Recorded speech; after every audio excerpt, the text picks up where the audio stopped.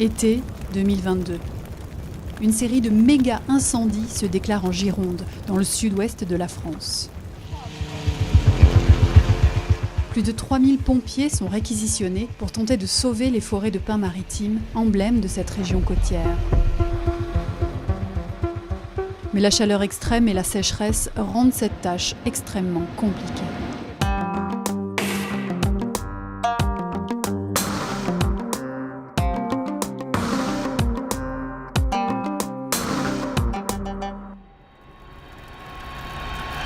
Une forêt qui brûle libère dans l'atmosphère de nombreux polluants, des particules fines, cendres, suie, mais aussi des gaz, comme le CO2, le dioxyde de carbone ou le méthane, qui contribuent à l'effet de serre. Les mécanismes des changements climatiques se jouent aussi au cœur de l'atmosphère, que l'on étudie ainsi de près ou de plus loin.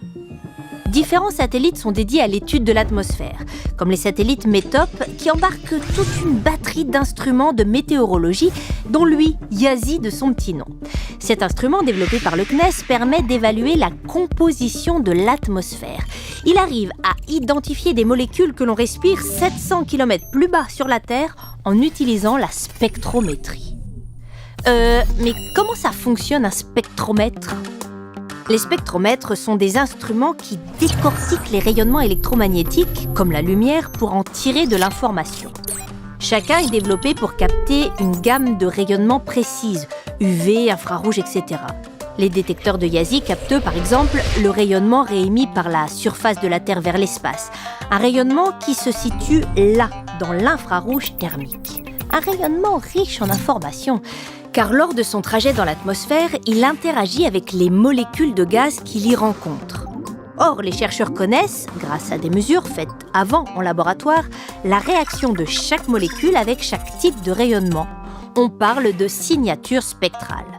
Un spectre comme celui-ci révèle ainsi quel gaz se trouvait entre le sol et le spectromètre, et même en quelle quantité. Les instruments YASI détectent ainsi plus de 30 molécules de gaz différentes. Azote et oxyde d'azote, ammoniac, dioxyde de soufre, ozone, etc. Et c'est en permanence qu'ils sondent notre atmosphère tous les jours, depuis 2006. Et oui, leurs données aident les météorologues à faire leurs prévisions quotidiennes.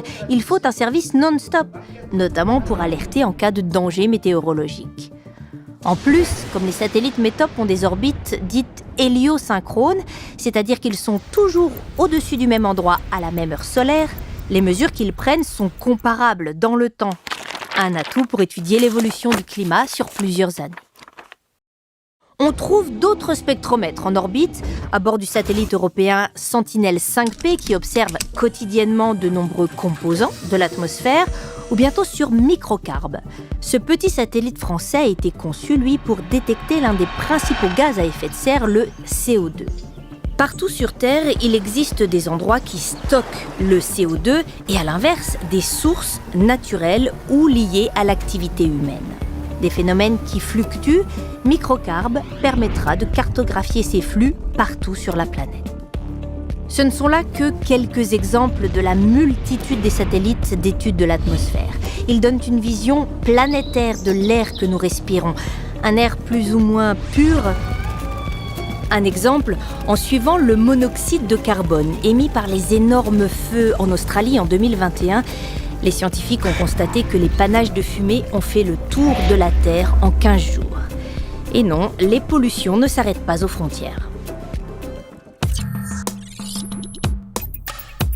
La pollution de l'air tue chaque année dans le monde 6,5 millions de personnes à cause de cancer, d'asthme ou autres maladies cardiaques ou pulmonaires. En France, 40 000 décès par an sont attribuables aux particules fines. L'air que nous respirons doit donc être surveillé en permanence depuis l'espace, mais aussi ici, à hauteur de poumon, j'ai envie de dire. En France, dans chaque région, des associations agréées par l'État sont chargées de surveiller la qualité de l'air. Ici, c'est Atmo Occitanie, présente dans les zones rurales, dans les ports comme à Sète et bien sûr en ville, à Montpellier, Rodez, Tarbes ou ici à Toulouse. L'air est analysé via des stations de mesure, comme celle-ci, on en trouve près de 700 en France. À l'intérieur, on trouve différents instruments qui détectent et quantifient en continu 24 heures sur 24 les différents polluants, monoxyde d'azote, ozone ou encore particules fines. associées aux données satellites.